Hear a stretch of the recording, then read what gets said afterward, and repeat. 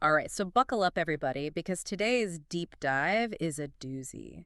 We're jumping headfirst into the 2024 election cycle. Should be interesting. You guys sent in some interesting snippets, let's call them, from a recent Trump rally. Oh boy. Yeah, and honestly, I'm kind of fascinated and terrified to unpack this one. Well, it's always fascinating how candidates use language, especially in the final days of an election.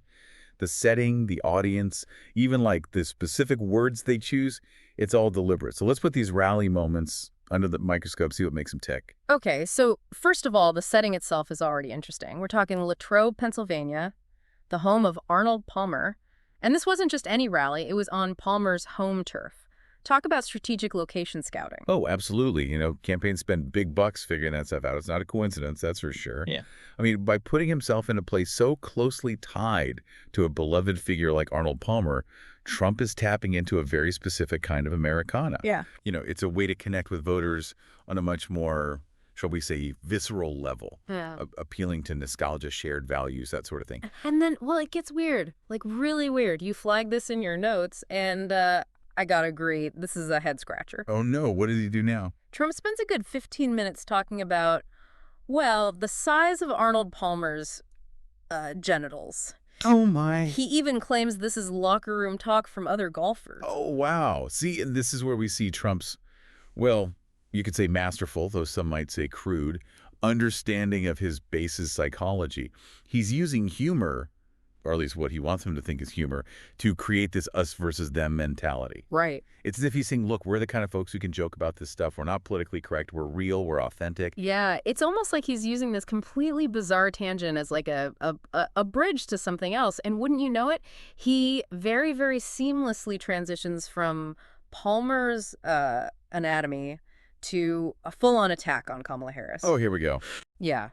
He calls her crazy, bad for democracy. We even get a get the hell out of here. It's very much giving apprentice-era Trump. Classic. It's classic bait and switch tactic. First, you shock the audience, right? Get their attention with something totally out of left field.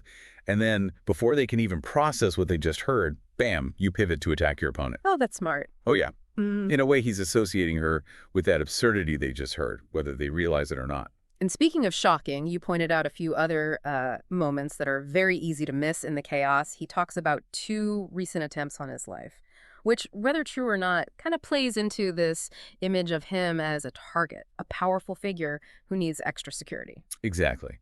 He also mentions Netanyahu's reaction to the death of Hamas leader Yahya Sinwar. Right. He's inserting himself into a global conflict and aligning himself with another strongman figure. These seemingly insignificant comments, they're not insignificant at all. They're carefully placed to reinforce his image as a powerful leader. Yeah, it's like he wants to be seen as, a major player on the world stage. Precisely. It's honestly like a masterclass in political theater, albeit a very strange and slightly disturbing one. Absolutely. And what makes it so effective, at least for a certain segment of the population, is the way it taps into really deeply held beliefs and anxieties. Mhm. It's about fear. It's about nostalgia. And it's about, frankly, this deep-seated desire for that strong leader who promises to protect us from them. Right, exactly, yeah. It definitely leaves us with more questions than answers. Like, how much does this kind of rhetoric still resonate with voters in 2024? I guess we'll find out soon enough. Thanks for taking this wild ride with us on the Deep Dive. My pleasure. We'll be back next time exploring another corner of the world that's even stranger than fiction.